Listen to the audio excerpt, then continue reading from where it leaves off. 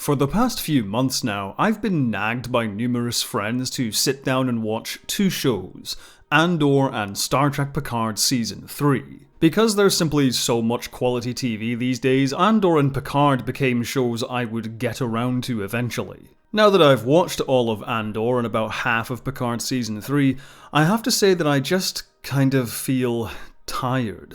This was not a feeling I was expecting to have.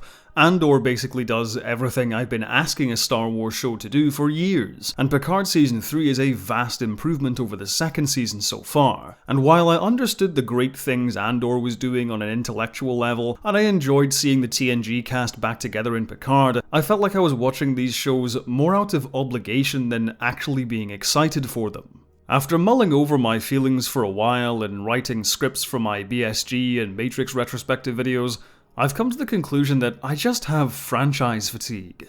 And by that, I don't mean that I'm tired of a particular franchise, but I'm just tired of franchises in general. I'm tired of the fan service and the discourse and the fan theories and multi-year production slates. I'm genuinely trying not to be a downer here. I am very aware of old man yells at cloud syndrome. Whenever big popular franchises don't really click with me, I usually just say, it's not for me, and let people enjoy what they enjoy. I also tend to avoid big doom and gloom statements on the state of the media landscape. Again, people should be allowed to enjoy what they enjoy without some spoilsport proclaiming this is the worst era of movies or cinema is dead or any other ridiculously over-the-top hot take. My honest opinion on this channel is just my honest opinion. That's the way it's always been, and that's the way it always will be. Which is why I'm hesitant to make such a negative video, especially because my issues with shows like Andor and Picard actually have very little to do with the shows themselves on a fundamental level. A question I've started asking myself is, why even expand a standalone work into a gigantic multimedia franchise in the first place? Now, I know corporations want to make money, I'm not that naive, but that's the mask-off reason. What's the artistic reason meant to be? Why should a single TV show or movie be followed by sequels, prequels, and spin-offs across the big and small screen? Take Star Wars for example. The original trilogy told the story of a rebellion struggling against an oppressive, tyrannical power.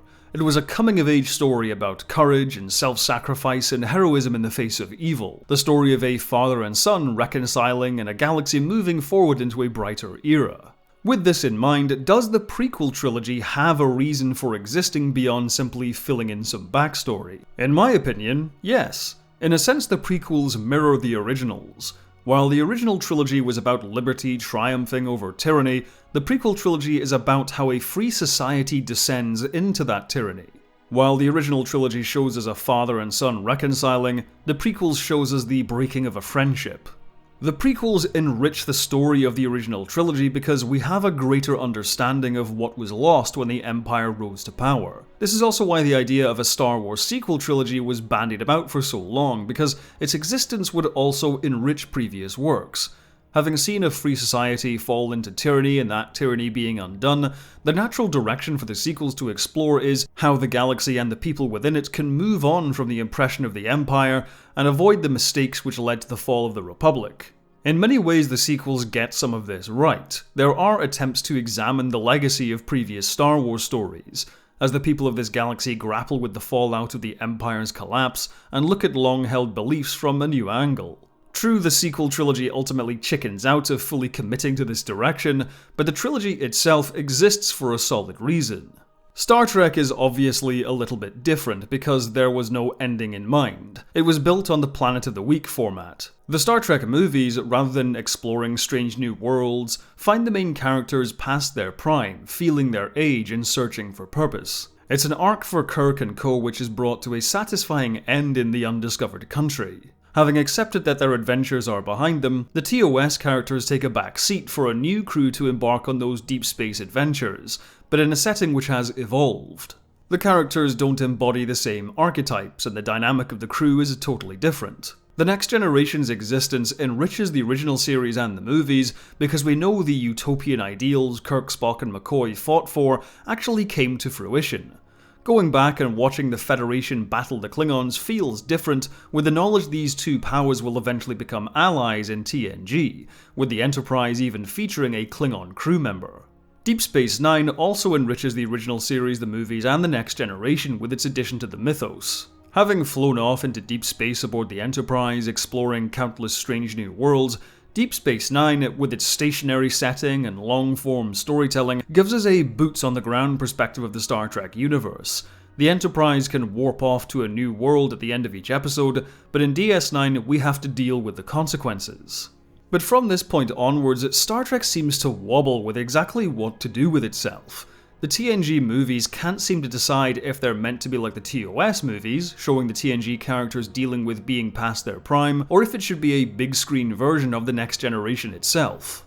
Voyager's Lost in Space style premise is certainly a new spin on the established Trek formula, but even the missed opportunity of having conflict between Starfleet and Maquis crew and the ship slowly transforming along its journey feels like territory already covered by DS9. This is not to shit on Voyager by any means, I'm very fond of the show, but it's difficult to see how its existence enriches past Trek installments. This is probably why characters like Seven of Nine and the Doctor became so popular. Going back and re-watching Borg or holodeck-centric episodes of TNG or DS9 definitely has a different flavour after being introduced to these characters. This left Enterprise floundering as it was yet again a new incarnation of the Planet of the Week formula established all the way back in TOS. The original concept of a land-based first season would have been the much better direction to go in, as it would feel justified in its existence. Having seen the episodic adventures and larger political conflicts of this bright future, it feels appropriate for the next Trek story to show us how our own world evolves into that bright future. This is, I think, why I find so much of modern Star Trek so frustrating, because in some ways it does enrich past Trek, but other times it relies on past Trek as a crutch. Star Trek Discovery actually started well in this regard. It directly confronted the metatextual issue of why a traditionally bright and optimistic show like Star Trek still has a place in the modern day, which often feels cynical and downbeat.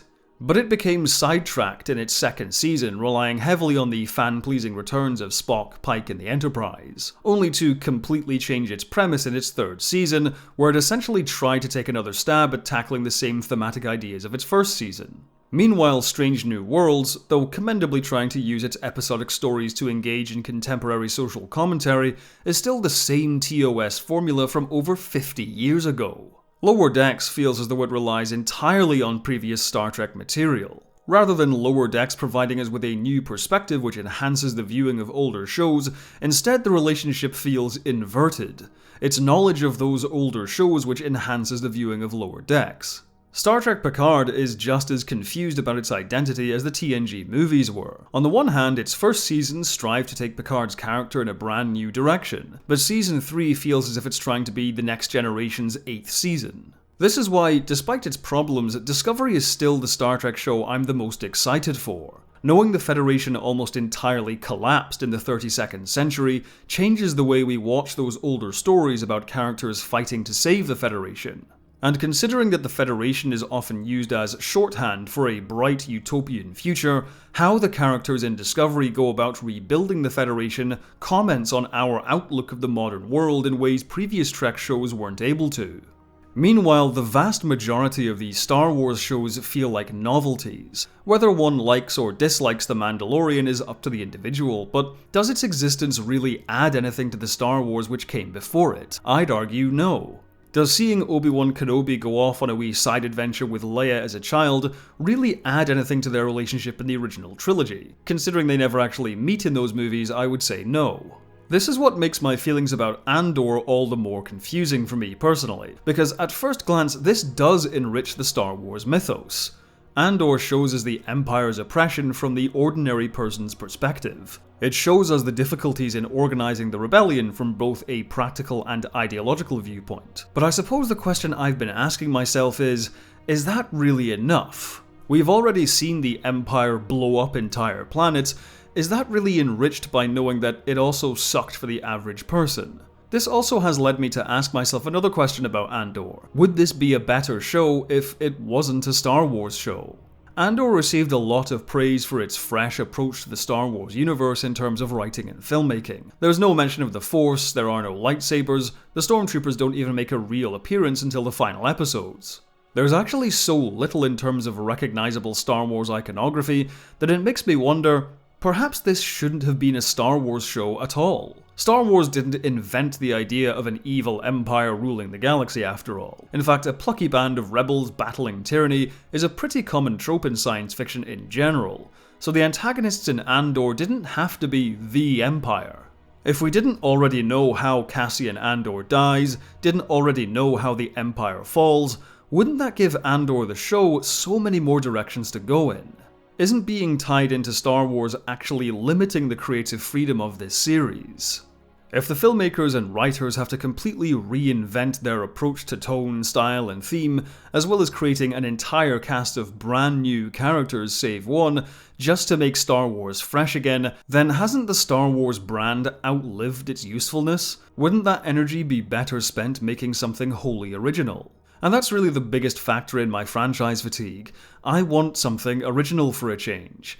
These feel like franchises expanding in search of a story rather than the story itself driving the expansion of these franchises. This feeling is actually what's made me appreciate the Matrix trilogy even more. The Wachowskis said time and time again that Revolutions was the end, because the Matrix said everything it needed to say. We even had those little novelties like the Animatrix in the video games. But after Revolutions, it was over. It's no wonder Lana Wachowski took the opportunity to say fuck it to traditional blockbuster filmmaking and made Resurrections into this weird, overtly meta, searingly personal work which seemed to purposefully do the exact opposite of what people were expecting. Because The Matrix was over, there was nowhere else to go. This is exactly why making any more Lord of the Rings movies or shows is also a fundamentally bad idea. Who honestly cares about a Sauron origin story? Why would that make the Lord of the Rings trilogy any better? What does Fantastic Beasts and the Crimes of Who Gives a Shit add to Harry Potter? Why do we need more Indiana Jones movies after the character literally rode off into the sunset at the end of The Last Crusade? This is why I'm such a staunch defender of movies like Avatar, because it's genuinely new. I actually appreciate that James Cameron and co. took 13 years to make the sequel, rather than spewing out prequels, sequels, sidequels, and spin-off TV shows back when the first movie came out. It's why Everything Everywhere All at Once was my favourite movie of 2022, and now my most anticipated movie of this year is The Creator. The first trailer for this thing dropped completely out of nowhere. It's a big budget, original sci-fi movie from a major studio. I thought only Christopher Nolan was allowed to do that, but apparently 20th Century is taking a big chance on Gareth Edwards' new sci-fi action flick, and that's something to be celebrated. Because just as we should ask how a new installment in a long-running franchise will enrich that franchise, we should also ask how continuing with these long-running franchises will enrich our culture. Rather than settling for something which is a breath of fresh air for a Star Wars show, we should be getting those breaths of fresh air from something new and original. After all, that's precisely the reason these franchises exist in the first place. Thank you for watching. If you like my videos, be sure to like, subscribe and share, and make sure to hit the bell icon to stay up to date with all of my new uploads. If you want to help the channel grow, join my Patreon or YouTube members using the links down below. There you can see videos early as well as some exclusive content. Speaking of which, I'd like to quickly thank all of my patrons and members who are now appearing on screen. Have a good one, and as always, live long and prosper.